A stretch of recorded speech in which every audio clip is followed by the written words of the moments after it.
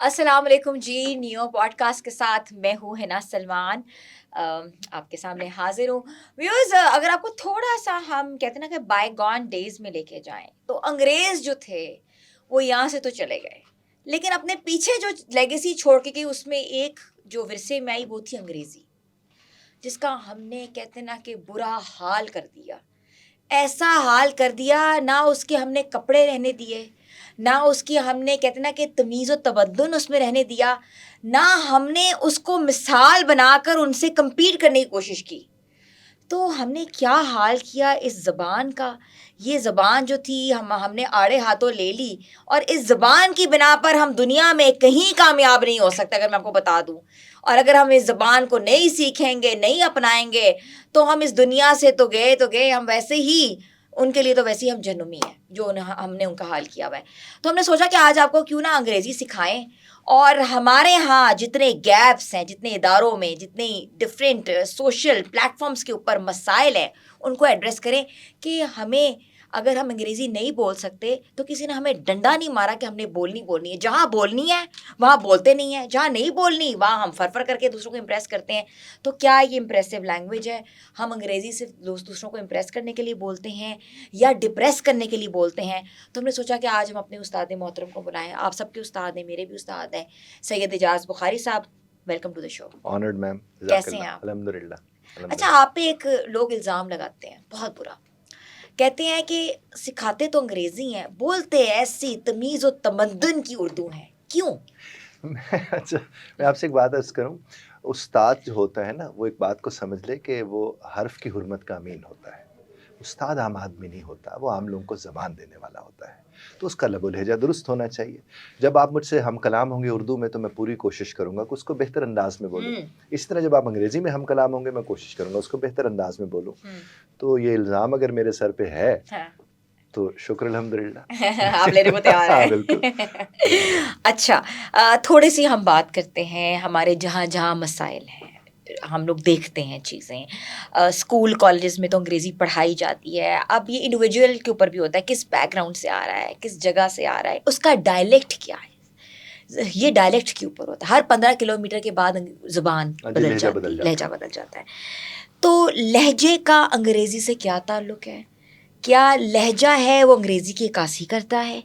और अंग्रेज़ी लिखने वाला और अंग्रेज़ी बोलने वाला 2 अलग-अलग चीज़ें क्यों हैं? जी, बहुत अच्छा आपका सवाल है। मैं आपसे एक बात अर्ज़ करूँ कि एक होती है प्रोनंसिएशन, जिसको तलफ़्फ़ुज़ कहते हैं, और एक होता है एक्सेंट, जिसे लहजा कहते हैं। लहजा बदल जाता है, लेकिन प्रोनंसिएशन स्टैंडर्ड होती है।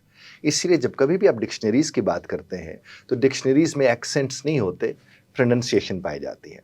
उसकी मिसाल मैं आपको यूँ दूँ कि अगर आप कहीं एक लफ्ज़ बोलते हैं टाइम, तो टाइम में लहजा भी है, यानी एक्सेंट भी है, और साथ ही साथ प्रोनंसिएशन भी है।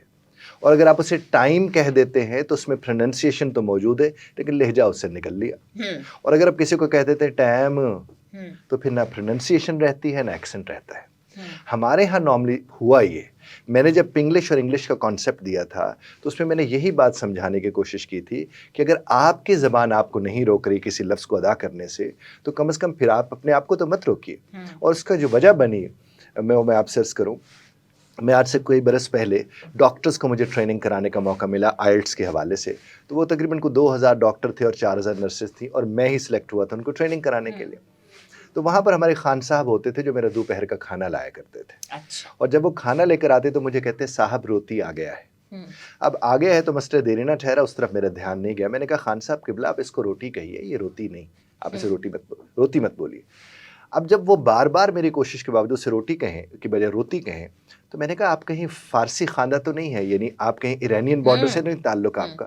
वो फरमाने लगे, हाँ, मेरा वहीं से ताल्लुक है। हुँ, तो मैंने कहा, फिर आप हक़ बजानिब हैं कि वहाँ ट का साउंड है ही नहीं फ़ारसी हुँ, में, हुँ, तो आप इसे रोती कहेंगे तो चलेगा। हुँ, साथ ही मुझे वो अरबज़ादे भी समझ आ गए, जो तोतल कंट्रोल कहते हैं, हुँ, या बीतर कहते हैं, या पाकिस्तान कहते हैं। हुँ, फिर मेरा ध्यान गया आपके हमारे लोगों की तरफ। हुँ, तो मैंने कहा कि हमारे यहाँ अगर कोई फीफल बोलते हुए कहते हैं मेरा मुंह टेढ़ा होता है, तो फिर उसे फुफ्फो कहना छोड़ देना चाहिए, क्योंकि हमारी ज़बान तो नहीं रोक रही, खान साहब को ज़बान रोक रही थी। अगर खान साहब को हम मजबूर इसलिए नहीं कर सकते क्योंकि उनकी ज़बान उन्हें इजाज़त नहीं देती, हमारी ज़बान तो इजाज़त देती है। हिना जी देखिए, अगर एक साहब कहते हैं मैं ठोकर गया था और टोटल से पेट्रोल डलवाया, तो मैं उसे कहूँगा साहब तुम ठोकर गए थे तो तुम्हें टोटल से पेट्रोल डलवाना चाहिए था, क्योंकि तुम्हारी ज़बान तुम्हें रोक नहीं रही। ये है वो एक्सेंट का एरिया जिसके ऊपर मैं आप सर्च कर रहा हूँ। इसी तरह से आप देखिए, छ का जो साउंड है, लेटर छ का जो साउंड है CH का, अब हमारे यहाँ छिपकली भी हो, छछूंदर भी हो, छे भी हो और उधर हो चेयर, चॉकलेट, तो वो नहीं होना चाहिए। मैंने आपसे अर्ज़ किया कि उस्ताद जो कि हर्फ की हुर्मत का अमीन होता है, तो मैं जो कि ये पढ़ाता हूँ तो मेरी कोशिश यही होती है कि मैं इंग्लिश और पिंग्लिश का फ़र्क लोगों के सामने रखूँ।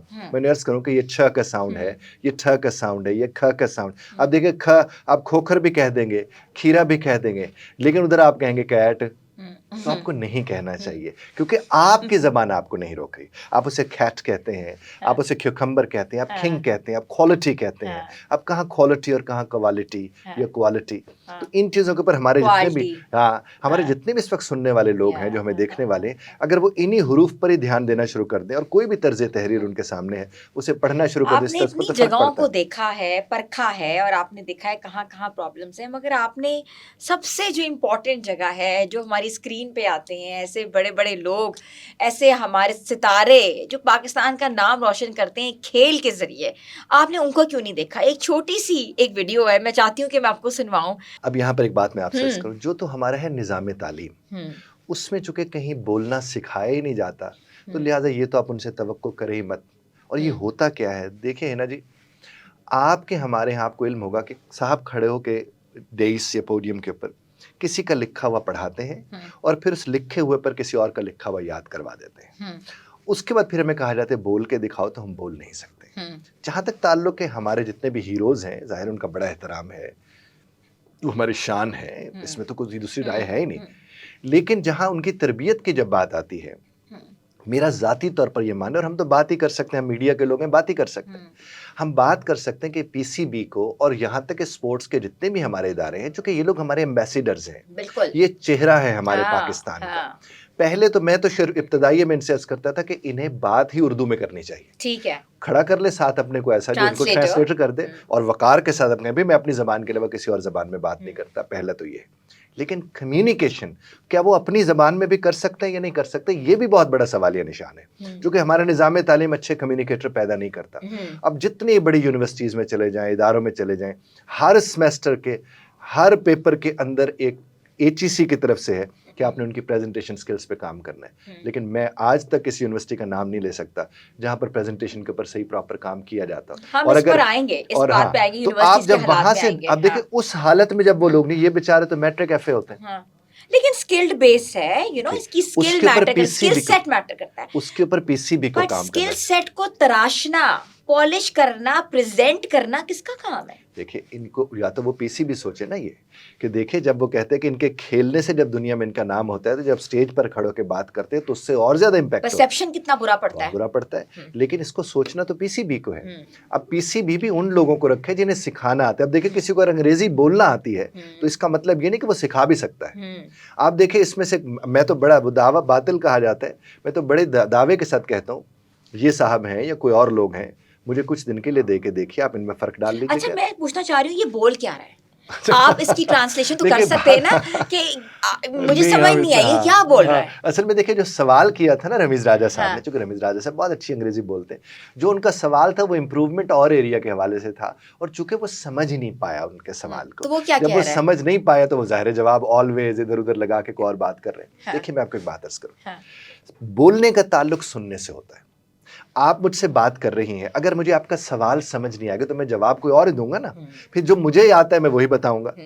अब होता नॉर्मली है कि जब सवाल समझ ना आए तो फिर जो जवाब पता होता है इंसान वो देना शुरू करते हैं, और वो इसी तरह का कर रहे हैं कि सवाल कुछ और है और जवाब वो कुछ और दे रहे हैं। आपको हमें क्या सोचना है, समझना है इसी पॉडकास्ट के जरिए, जो अरबाब इख्तियार है उन तक ये बात पहुंचानी है कि जहां बाकी एरियाज पे कोचेस रखते हैं वहां आपको जबान के लिए भी कोच रखना चाहिए। लैंग्वेज इंस्ट्रक्टर की बहुत होना जरूरत है। लेकिन वो लैंग्वेज इंस्ट्रक्टर ये नहीं कि सिर्फ उसकी अंग्रेजी ठीक हो, हाँ। उसका कम्युनिकेशन ठीक हो, बॉडी वो इन्हें लैंग्वेज। जी जनाब, वो इनको बताए कि साहब ये बात इस तरह से करनी है।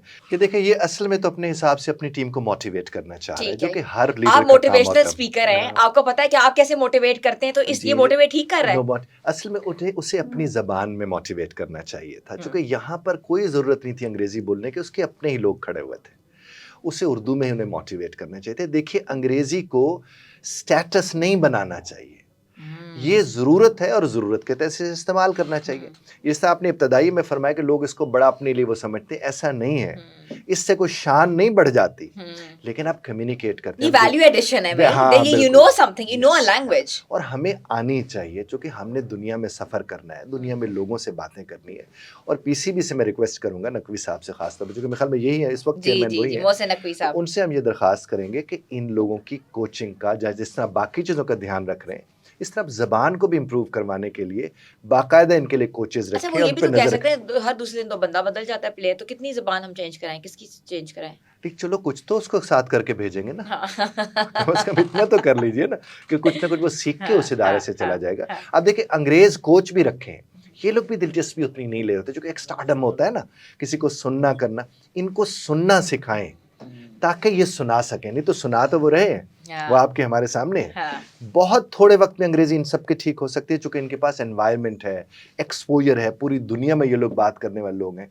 अगर इनको वाकई को पढ़ाने वाला, ये नहीं कि जिसके पास डिग्रीज के ढेर लगा हो लेकिन उसे पढ़ाना ना आता हो, बहुत थोड़े वक्त में। अब देखें हमारे इदारे, हम लोग काम वाम करते हैं, हम 1 महीने में अंग्रेजी मेरे अल्लाह के करम से उनकी इतनी ठीक कर लेते हैं लोगों की कि वो खुद हैरान होते हैं। इनके टेस्ट कराने कहीं से हमें 2 4 5 लोग दे के देखें, और उसके बाद देखें अगर वाकई में फर्क महसूस होता है तो फिर ठीक है, अगर नहीं फर्क होता तो जहां और तजुर्बे कर रही है, तजुर्बा भी करके देख लें, वाह क्या उससे बहुत ज्यादा फर्क पड़ भाई। सकता है। लेकिन ये बहुत जरूरी है मैडम, क्योंकि देखिए ये हमारा चेहरा है, हमारे मुल्क का चेहरा है। अंग्रेज या फिर ये उर्दू बुलवाइन से, उन्हें कहा नहीं हमने नहीं सीखी, इन्होंने नहीं सीखना चाहते, हम अपनी जबान पे अबूर रखते हैं, हाँ, और हमें अबूर है, और हम प्रॉब्लम तो यही ना हिना जी, ये उर्दू में भी ठीक नहीं बात कर सकते। उसकी बुनियादी वजह यह है कि इनकी कम्युनिकेशन के ऊपर काम ही नहीं हो। ये खेलने में स्किल जाहिर है कमाल लोग हैं, आम लोग तो नहीं है, स्किल सेटिंग का अच्छा उनका है, लेकिन बात करना, सलीका होना, ये इनमें सबसे ज्यादा जरूरी है, क्योंकि इन्हें स्टेडियम, दुनिया, अरबों लोग इन्हें सुन रहे होते हैं। ये तो अपने मुल्क का वो नाम रोशन करे अगर इनकी कम्युनिकेशन स्किल ठीक तो हो। मुल्क की जगह सही हो जाती है ना जब ये आते हैं स्टेज के ऊपर, और ऑटोमेटिकली ऐसा हो जाता है कि या तो हम टीवी बंद कर दें या कोई मीम ना आ जाए इनके ऊपर, क्योंकि ऑब्वियसली वो being a Pakistani, when you travel you just meet people, तो ऑब्वियसली वो एक वो नोशन आप क्या दे रहे हो वो भी तो सामने आता है ना। फरमा रहे, लेकिन मैं इनको कसूरवार इसलिए नहीं समझता चूंकि हमारा निज़ाम तालीम इस तरह के लोग नहीं पैदा करता। वो सिर्फ ये नहीं, वो किसी भी शोबे में, एक्टर्स हैं, एंकर्स हैं, बड़े। अब देखिए हमने जब मैं जब पीटीवी के ऊपर एंकरिंग करता था तो मुझे ज़िया मुहियुद्दीन साहब का जुमला कभी नहीं भूलता। वो ये कहते थे कि 1.5 से 2 जुमले होते हैं जो आपके हिस्से में होते हैं, बाकी तो मेहमान के होते हैं। और हमने सीखा उस वक्त ऐसी बड़े लोगों से, क्योंकि वो लोग, और इसी तरह से आप देख लीजिए जो अब हमारे अदाकार हैं, वो अदाकार तो बड़े गजब के हैं, लेकिन जब उनके इंटरव्यूज होते हैं वहां पर बहुत कम होता है कि वो अच्छे लबो लहजे के साथ अच्छी बात करते नजर आए। तो वो भी तो हमारे एम्बेसडर्स हैं, इस तरह हमारे सिंगर्स हैं। तो जो भी हमारे लोग जो पाकिस्तान का चेहरा है, उनकी कम्युनिकेशन इसलिए ठीक होनी चाहिए, जो कि आपने खुद फरमाया कि या मीम बनेगी, या तनकीद होगी, या तारीफ होगी, और अगर अच्छे लबो लहजे के साथ बात हमारे करेंगे तो 2 स्कूल ऑफ थॉट्स हमारे क्या पूरी दुनिया में, British accent, American accent. Pakistan में भी जो स्कूल्स हैं वो 2 डिफरेंट एक्सेंट्स पढ़ा रहे हैं। कुछ स्कूल्स तो पढ़ाते भी हैं, लाइक बिकॉज वहाँ अंग्रेजी बोलते हैं तो ऑटोमेटिकली उनका एक्सेंट पता लग जाता है। तो हम टोमेटो और टमाटोज और उसके अंदर फंसे पड़े हुए हैं, क्योंकि अगर हम थोड़ा सा गलत बोलते oh it's an American accent, अच्छा ये नहीं है, you have to be very synchronize, और सिमट सिमट को बोलो इट्स अ ब्रिटिश एक्सेंट। मेरे अपने घर में 2 बच्चे हैं, और 2 बच्चे एक ब्रिटिश कैरिकुलम पे है, एक अमेरिकन कैरिकुलम पे है। दोनों की आपस में जो जंग चल रही होती है ना, वो एक्सेंट की चल रही होती है। मैं आपसे पूछना चाहूँगी कौन सा एक्सेंट बेहतर है, कौन सा एक्सेंट अपनाना चाहिए, और ये जो एक्सेंट की रेस में हम चले गए हैं इसके क्या फ़ायदे हैं? देखिए हमारे यहाँ तो एक्सेंट को नॉर्मली लोगों को मुतासर करने के लिए इस्तेमाल किया जाता है कि किसी पर रोब डालना हो तो आप एक ख़ास किस्म का एक्सेंट बना लेते हैं। अभी आपने खुद इब्तदाई में फरमाया कि 10-15 किलोमीटर के बाद तो बदल जाता है और जब ये 10-15 किलोमीटर के बाद बदल रहा है तो फिर उसकी तरफ तो हमें जाने की भी ज़रूरत नहीं है। लेकिन दूसरी बात मैं आप यहाँ से अर्ज़ करूँगा आपसे कि अमेरिकन हो या ब्रिटिश हो, कुछ बुनियादी हरूफ की जो आवाज़ है वो तो सेम है। जैसे अमेरिकन भी ठ बोलता है, वो भी ठ बोलते हैं। हाँ, जिस तरह आप देखें एक ब्रिटिश बोलता है ना ट्यूटर, ट्यूटर, अमेरिकन जाके बोल देगा ट्यूटर, वो ठडा का साउंड उसके यहाँ आ जाता है। लेकिन ख को अमेरिकन भी ख बोलता है, छ को अमेरिकन भी छ बोलता है। असल में तो बरतानिया की अंग्रेजी थी। आपको न्यूट्रल रहना है, इन्हीं के दरमियान ही कहीं रहना है। एक्सेंट जो जिसकी जबान है, जो अहले जबान है, वैसे जबान तो आपकी हो ही नहीं सकती। आपसे अमेरिकन और ब्रिटिश में थोड़ा सा फर्क बताएं। वही मैंने आपसे 4-5 चीजों में बताएं। वही मैं आपसे अर्ज कर रहा हूँ। अब देखिए मिसाल के तौर पर, अब आपने एक लफ्ज बोला, मैंने वो टीचर की आपको मिस्टर, अगर हम आर की आवाज को अमेरिकन निकालता है, ब्रिटिश नहीं निकालता। अब मिसाल को ब्रिटिश कहते हैं ट्रैक्टर, ट्रैक्टर, टीचर, तो उसने आर की आवाज नहीं निकाली। फॉर एग्जाम्पल मैं अगर कहता हूँ there is a tower there, अब द मोमेंट ऐसे there is a tower over there, तो इसमें मैंने आर की आवाज कहीं नहीं निकाली। ये बरताने वाला बोलेगा। लेकिन अमेरिकन जब बोलने जाएगा तो वो फिर टावर टावर, वो टावर बोलेगा। एक बोलते हैं लॉर्ड, एक बोलते हैं लार्ड। अब वो जो लॉर्ड बोल रहा है वो ब्रिटिश है, जो लार्ड बोल रहा है वो, तो ये ओ आ ये साउंड्स हैं इनकी। लेकिन हमें किस चीज को देखना है? हम उतना करें जितना हमसे हो सकता है। ठीक है, हम ज्यादा औखे हमें होने की जरूरत नहीं। तो हम न्यूट्रल होके हम काम कर सकते हैं। मैं सिर्फ इतना अर्ज करता हूँ तमाम से कि ठ का साउंड है, ख का साउंड है, फ का साउंड है, छ का साउंड है। ये साउंड्स का ख्याल रखें। और बरतानिया वालों को इसलिए दिक्कत होती है सुनने में क्योंकि वो लफ्ज ज्यादा खा जाते हैं। अब देखिए मैं अगर कहता हूँ he is in dining room, dining, अगर हम उसे डाइनिंग कहते हैं वो तो हमें समझ आ रहे थे, लेकिन डाइन इन कहेंगे तो वो तो लगे जैसे डाइन इन कहा जा रहा है। हाँ, कि I am going for a dine in or something. अब देखिए डाइन इन में, अब मिसाल मैंने एक जगह कहते, मैंने कहा डाइन इन होता है, तो किसी की फुफ्फो आई हुई थी और वो डाइनिंग रूम में बैठी हुई थी और बच्चे ने कई एक्सेंट बना के बोला डाइन इन, तो उसका मतलब आप देखें क्या निकला होगा कि जैसे डाइन इन, डाइन आई हुई है घर में। तो आप इस चीज को तब हमें देखना समझना है कि हम इसको किस एतबार से देख कर रहे हैं। तो हमें अंग्रेज की अंग्रेजी को समझने के लिए इन चीजों का जानना जरूरी है। बाकी जो हम बोलते हैं, बोलने वाले में और लिखने वाले में बहुत फर्क होता है, बहुत फर्क होता है और हमेशा से ये फर्क रहा है। अब देखिए अगर मैं आपसे उर्दू में बात करते हुए, मैं अक्सर ये मिसाल हर जगह देता हूँ, अगर मैं कह देता हूँ कि गम बड़ा मुदरिकुल हकायक है, तो इस तर्ज की उर्दू हमारे रोजमर्रा में नहीं बोली जाती। लेकिन अंग्रेजी हम चूंकि हमने याद ऐसी की हुई है ईडियम्स की सूरत में, बाकी हम वो लगाते हैं। और यकीन कीजिए जिस तरह की अंग्रेजी हम बोलते हैं, अगर अंग्रेज वो तो भी नहीं बोलता, उससे भी नहीं समझ आती। आप जब मुश्किल लफ्ज उसके सामने लेकर जाएंगे, यू वोंट बिलीव इट कि आप उसको नहीं आती, आप उसके सामने ईडियम लगा दें। जिस तरह हमें अच्छी उर्दू समझ नहीं आती, इस तरह उससे अच्छी अंग्रेजी, क्योंकि हमने अंग्रेजी अदब पढ़ा है। तो अदब, वो भी उर्दू अदब पढ़ के, तो उर्दू अदब हमारे आम लोगों को समझ नहीं आता, इस तरह अंग्रेजी अदब भी अंग्रेज को समझ नहीं आता। जनाब स्लैंग समझ आती है या बोलने की जो लैंग्वेज जो रोजमर्रा जिसको हम बोलते हैं। अच्छा, ऐसे कोई जादुई अल्फाज जिससे अंग्रेजी फर बोली जा सकती है, जो कि मैंने आपके काफी पॉडकास्ट में सुना हुआ भी है, वो कौन से हैं? जी मैं आपसे कर्ज करूँ, मैं 4 लफ्ज नॉर्मली बताता होता हूँ कि अगर 4 लफ्ज आप अपने उसमें ले आए घर में, तो आसानी से आप अंग्रेजी को शुरू कर सकते हैं। उसमें एक लफ्ज तो इन है, इन, एक है ऑन, एक है अंडर और एक है नियर। ये 4 लफ्ज। अब खास तौर पर मर्द जब घर आता है तो उसका जुमला होता है किथे, यानी वेज। तो मैंने कहता हूँ अगर आप घर में आप वेज बता दें और कहें वेज का मतलब है कहाँ है, तो जवाब वालों ने क्या बताने, एथे, उथे, ओदे उते, ओदे थल्ले, ओदे नेड़े, यही बोलेंगे ना। अब मिसाल के तौर पर अगर उसने घर में आकर ये पूछ लिया वेज खप, अब खप जो है वो तो अंग्रेजी जबान का लफ्ज है ना, उर्दू का तो नहीं है। अगर उससे वैसे बोले खप, ठीक है, उसके फौरन में जवाब उससे आएगा टेबल उत्ते आएगा ना। अब टेबल कौन सी जबान का लफ्ज है? अंग्रेजी का। अगर उससे ऑन पता है तो अंग्रेजी शुरू हो गई। ठीक है, ऑन टेबल। इस तरह से खेक था, अब खेक जो है वो फिर अंग्रेजी जबान का लफ्ज है। अब उसने पूछा खेक, तो उन्हें कहा फ्रिज, फ्रिज फिर अंग्रेजी जबान का लफ्ज है। और अगर आप वहां जाकर इन लगा देंगे तो इन फ्रिज, वो अंग्रेजी फिर शुरू हो जाएगी। इस तरह रिमोट, फिर अंग्रेजी ज़बान का लफ्ज़ है, उसने बोला कित्थे, बेड थल्ले, बेड फिर अंग्रेजी ज़बान का लफ्ज़ है। हाँ, समझ रहे बात को? इस हाँ, तरह हम कोई चीज़ यूज़ किसी करते हैं, जनाबे ठीक आली। है। तो हम रोज़मर्रा में हाँ। जितने अल्फाज इस्तेमाल करते हैं, अगर ये करना शुरू कर दें, और मेरी 12 किताबें इसके ऊपर हैं चंक्स के नाम से, मैंने टोटल 26 किताबें लिखी हैं। तो वो जो चंकिंग की किताबें हैं उसमें यही है कि आप 2-3 से ज़्यादा लफ्ज़ एक शख्स एक वक्त में आपस में बात करते हो ना बोले, बात चलना शुरू हो जाती है। और मैं आपको यहाँ पर एक हल्का सा, चूँकि आपका ये था कि कैसे आसानी से बोली जा सकती है, तो मैं एक छोटा सा एक रोल भी आपको प्ले करके दिखाता हूँ। ये नॉर्मली मैं ये रोल हर जगह जाकर प्ले करता हूँ और लोगों को तो रटा हुआ है एक तरह से, लेकिन रीइंफोर्समेंट एक तरह से हो बिल्कुल, जाती है। बताएं। वो देखिए कि अगर मिसाल के तौर पर 2 लोग हैं जो आपस में महफ़िल कलाम है, गुफ्तगू करते हैं आपस में, और मैं जब यहाँ पर ये वाला मिस्टर ए होगा और ये मिस्टर बी होगा। अब मिस्टर ए कहते हैं गावन, या गावन, बी वाले ने कह दिया। उसने बोला where, market, market? Why? To buy something. Something what? Some food items.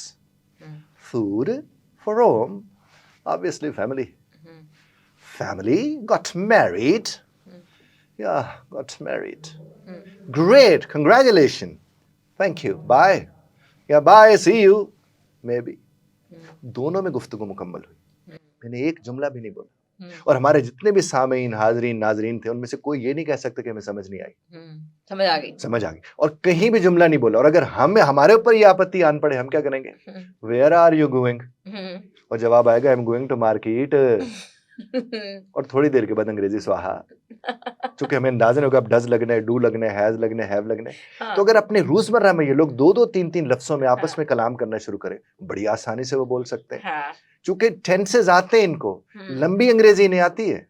उन्हें बोलने वाली नहीं आती। अच्छा, आपने एक जगह पे कहा था कि मैं घर में बैठे-बैठे नानी दादी को भी अंग्रेजी सिखा सकता हूँ। तो नानी दादियाँ कैसे अंग्रेजी सीख सकती हैं? ये उन्हें सिखाए ना ये 4 लफ्ज। हाँ, इन नॉन नानी दादी क्यों नहीं कर सकती? अच्छा। और मैं आपको एक और बात अर्ज करूं, हाँ।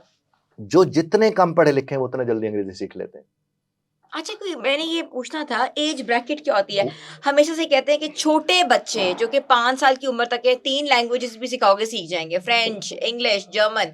क्या ऐसा है? किसी भी उम्र में कोई कुछ भी कर सकता है, मेरा ये मानना है, क्योंकि मेरे ये तजुर्बात का हिस्सा है। ज्यादा उम्र वाले जल्दी सीखते हैं। बच्चे के पास डिस्ट्रैक्शन ज्यादा होती है।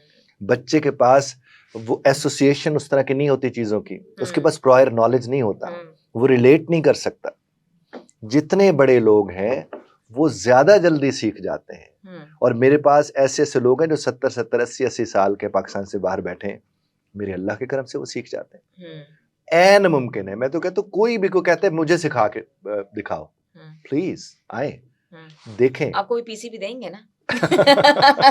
वहां तो खैर कोई और जाएंगे, लेकिन हम उनसे गुजारिश कर सकते हैं, जो हम उनसे गुजारिश कर रहे हैं कि प्लीज आप इस चीज का ध्यान रखें। हमारे पीसी भी सिर्फ नहीं, हमारे स्पोर्ट्स के, हमारे एक्टर्स, हमारे ये जितने भी बाहर लोग जाते हैं, जो हमारा चेहरा है, जो हमारा चेहरा है, उनको अंग्रेजी जबान इसलिए नहीं सीखनी चाहिए कि शो मारनी है, इसलिए सीखनी चाहिए कि वो पैगाम अच्छी तरह। अच्छा, कोई मजे की बात बताओ, मेरे पास एक मदर आई, वो कहती है मैंने अपने बच्चे को अंग्रेजी बताऊं कैसे सिखाई है, पेपा पिग दिखाकर।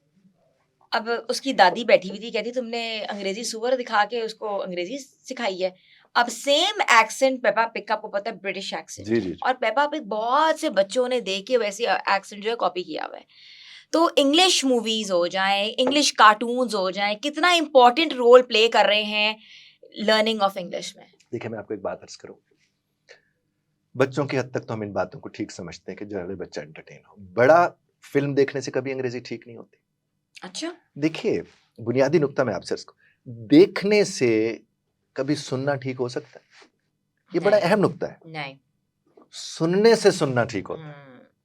आप जब फिल्म के अंदर विजुलाइज करते हैं चीजों को, तो आपको अंदाजा लगाना आसान हो जाता है। मिसाल के तौर पर एक रेडी वाला फिल्म देखने गया अंग्रेजी की, और एक बंदा दीवार तोड़ के अंदर आया तो कहे होने मारेगा, तो क्या मतलब उसे अंग्रेजी समझ आई?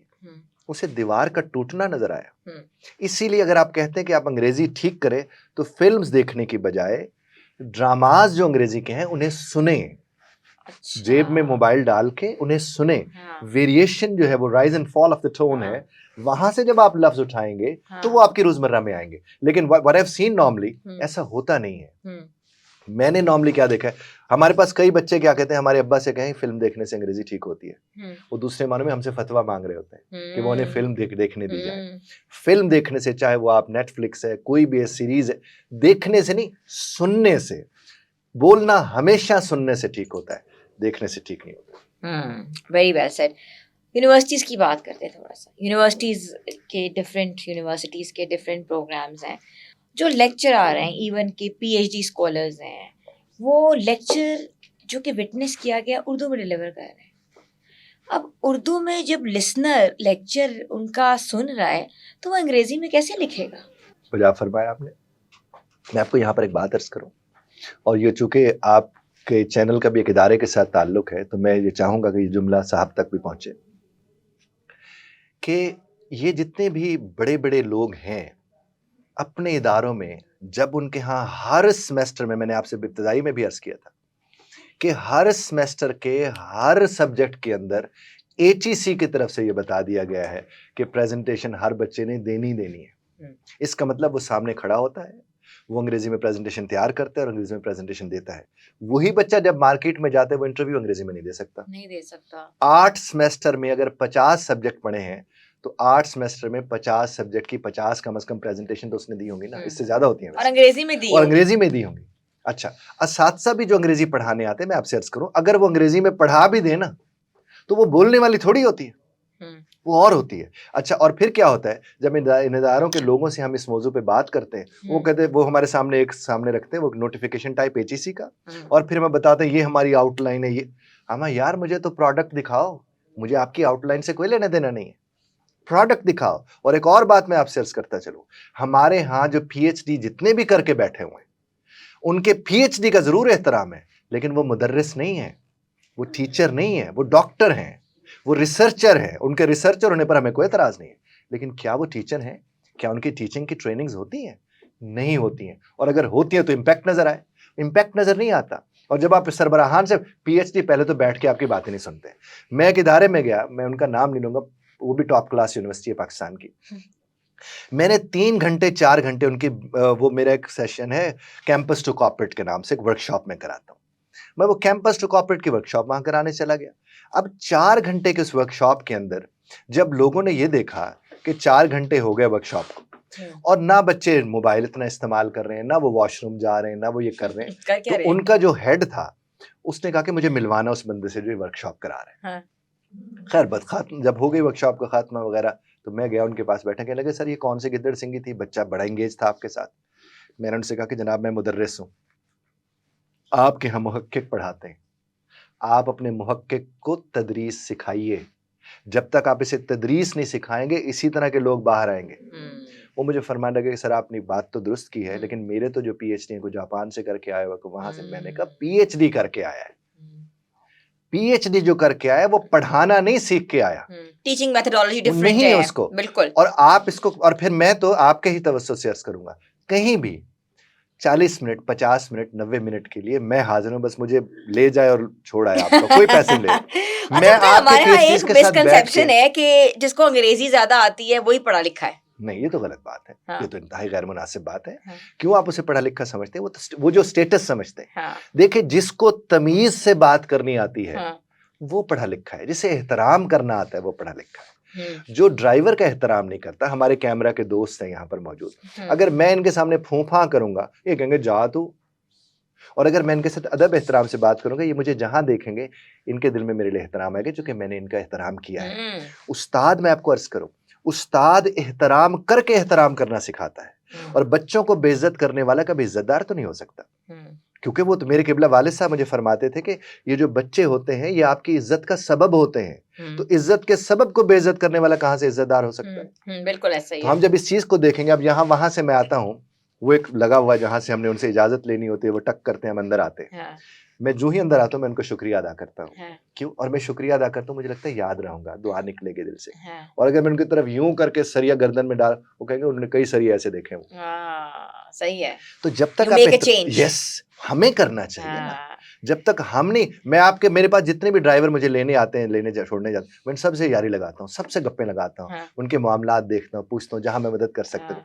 उस्ताद का ये काम है, और आपके इदारे के सरबराहान से भी मैं ये गुजारिश करूंगा इस चैनल की तवज्जुह से, अगर ये कटेगा नहीं ये वाला जुमला, कि ये उनसे अर्ज कीजिएगा कि आप अपने जितने भी आपके मुहक्किक हैं, इन मुहक्किकीन को बिठाइए, बेशक आप साथ बैठ जाइए, हाँ। हम उनसे बात करते हैं, और अगर आपको लगे कि वाकई इनको जरूरत है तो हम हाजिर हैं, और अगर लगे नहीं जरूरत है तो फिर पहले भी आपका काम चल रहा है और आगे भी चलता रहेगा। बिल्कुल ऐसा ही है। और जल्दी से मैसेज एक दे दें, क्योंकि आइल्स के बच्चे जो हैं बहुत फेल हो रहे हैं, आगे यूनिवर्सिटीज में एडमिशन लेना है, कैसे पढ़ें आइल्स? मैं आपको एक बात अर्ज करूं, अगर हमारे अगेन मैं वो यूनिवर्सिटीज की बात कर रहा हूं, मैं आपको एक और यहाँ पर मिसाल देता हूं। मैं एक इदारे में गया, वहां अंग्रेजी डिपार्टमेंट के प्रोफेसर्स को मुझे ट्रेनिंग करानी थी। मैंने उनसे कहा कि आइल्स में 4 स्किल्स होती हैं, कोई भी जबान में 4 स्किल्स होती हैं, एक है लिसनिंग, स्पीकिंग, रीडिंग और राइटिंग। मैंने कहा रीडिंग और राइटिंग माशाल्लाह बरसा बरस से करा रहे हैं, और जो लिसनिंग है, स्पीकिंग है, वो तो आपने कभी कराई नहीं, और हमारे बच्चे लिसनिंग स्पीकिंग में यूं करके पास हो जाते हैं, और जो आप बरसा बरस से करा रहे उसी में वो बार बार फेल हो रहे हैं। तो मैंने कहा मेहरबानी करके आप ये कराना भी छोड़ देना, तो वो इसमें भी पास हो जाएंगे। बात पहुंच रही है ना? समझ आ गई। तो हमें क्या है कि अगर कॉम्प्रीहेंशन, देखिए कॉम्प्रीहेंशन है तफहीम, किसी चीज को अगर पढ़ के, मैं आपको अपनी मिसाल दूं, मेरे बच्चे को मैंने स्कूल नहीं भेजा, 14 साल के ए लेवल उसने कर लिया। अच्छा। मेरी बेटी को मैंने स्कूल नहीं भेजा, वो 8 साल की है, और वो रोज 3 से 5 हजार लफ्ज अंग्रेजी के पढ़ के उनका कॉम्प्रीहेंशन करती है। मैं उसे कहता हूं बस इतना करो, जब 11-12 की होगी मैं तुमसे ओ लेवल करा लूंगा। मैंने नहीं पढ़ाया, मैंने उन्हें पढ़ना सिखाया है। हमारे बच्चों को जब आप पढ़ना सिखा देंगे ना, और पढ़ना कैसे सिखाएंगे, वो WH फैमिली है। उन्हें कह के एक जुमले के अंदर WH फैमिली लगाओ, सारा एनकोडेड डीकोड हो जाता है। जब आप उसे डीकोड करते, अब कुछ भी पढ़ते फिर।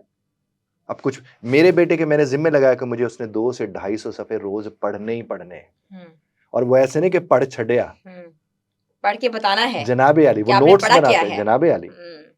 अब मेरी वेबसाइट्स वो देखता है, मेरी सारी पॉडकास्ट देखता है, रिकॉर्डिंग, सब मामलात वो देखते हैं।